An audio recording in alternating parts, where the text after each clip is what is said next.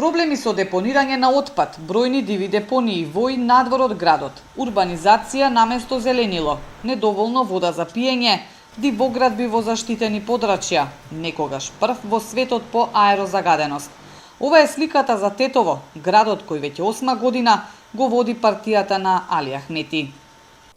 Најмногу работа во остварувањето на својата зелена агенда се чини Дуи ќе има токму во Тетово. Еве, ова позади мене е само една од бројните диви депонии низ градот, проблем кој со години никако да се реши.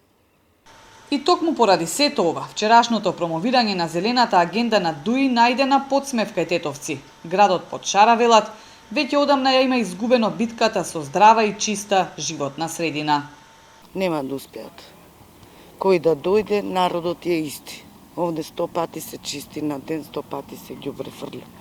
Има работи кои оваа власт ги остави на да речеме така, да употребам народен збор, на вересија. Тоа значи дека и од оваа промоција на господинот Али Ахмети дека ќе ја прави зелена Македонија, се сомневам во тоа, бидејќи веќе е упропастено се оно што требало да биде зелено. Ќе се угушиме во ѓубре. Сите реки, планини, езера, се ни е загадено. Гледате како е Охрид, не само Тетово.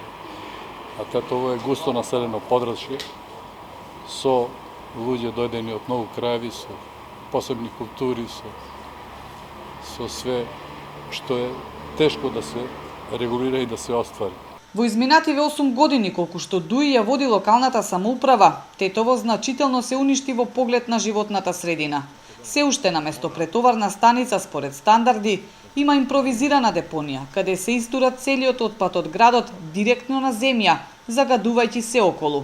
Не се реши ниту проблемот со депониите околу градот, ниту проблемот со водата за пиење. Масакрирањето на шара пак со изградба на патишта, дива сеча, мали хидроцентрали, зема се поголем замав. Зелената Дуи на Ахмети се чини си наметна голем предизвик да спаси нешто што веќе е речиси уништено.